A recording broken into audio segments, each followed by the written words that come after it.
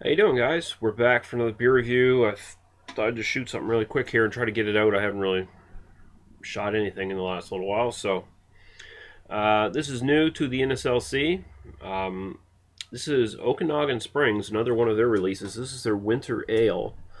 Saw Jake and Dar do a review of this.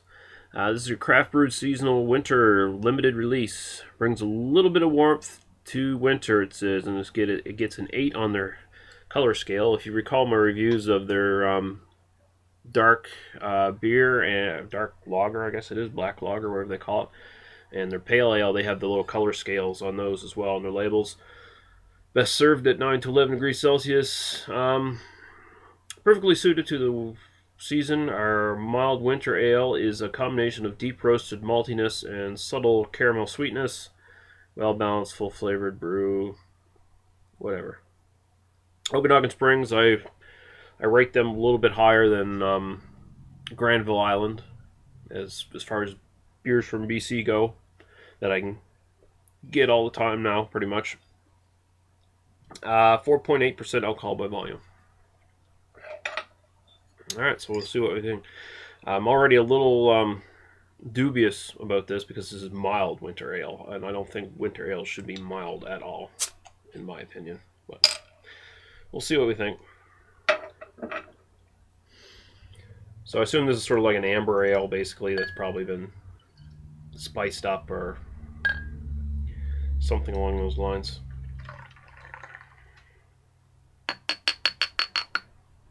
All right. Again, I apologize. I'm doing this on my webcam. Just didn't feel like setting up my regular camera. I've been having a lot of problems getting my webcam image the way I want it, but hopefully it turns out decent on YouTube. All right, let's see here. Yeah, that's very dark amber. Basically,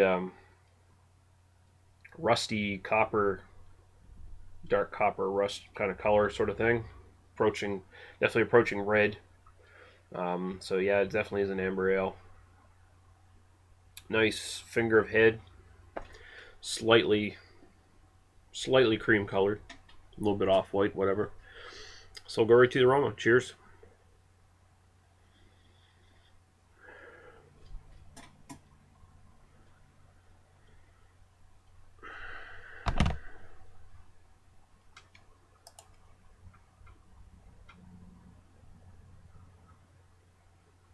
Very mild aroma. Getting a little bit of vanilla. It's mostly just malt, no hops to speak of. Just basically a slight vanilla between vanilla caramel malt combination here. All right, that's about all we're gonna get out of that. Smells okay. Nothing exciting. We'll go right to the taste. Cheers.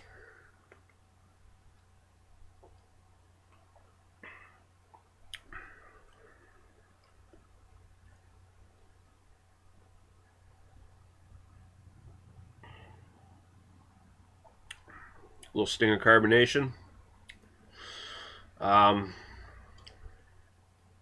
Approaching medium bodied. Quite malty. It's definitely a malt dominant beer.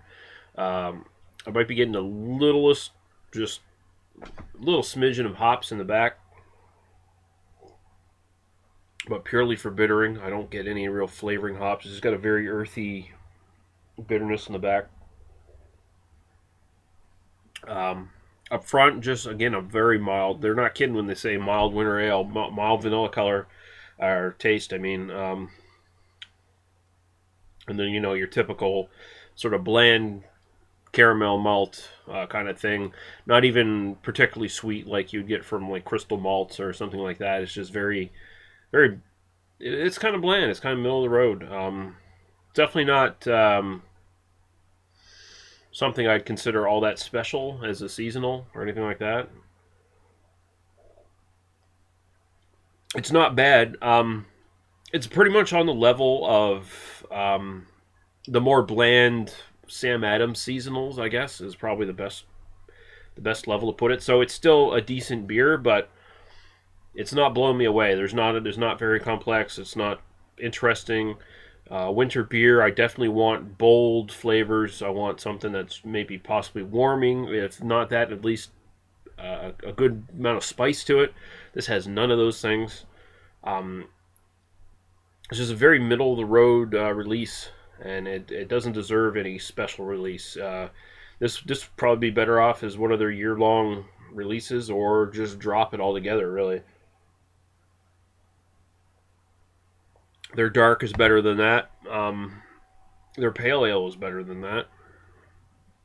So I'm a little bit disappointed by this one. I mean, it's good, but it's nothing special. It's just a step above average, unfortunately.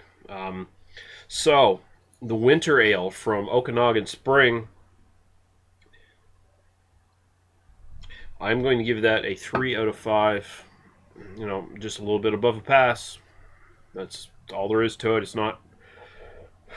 I mean, it's a recommendation, but honestly, if you're in the NSLC, um, the one to look out for, they just started getting in Blonde de Chamblay from Unibrew, which I have also reviewed in my archives, and that's an excellent goddamn beer. If you haven't had that before, pick that up in the shelves in the big bottles. I think it's either replacing or it's being set right beside Blanche de Chamblay.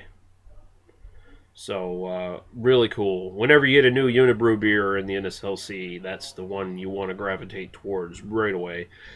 This you can pass up. Honestly, it's not that good. All right, guys, be good. We'll see you later.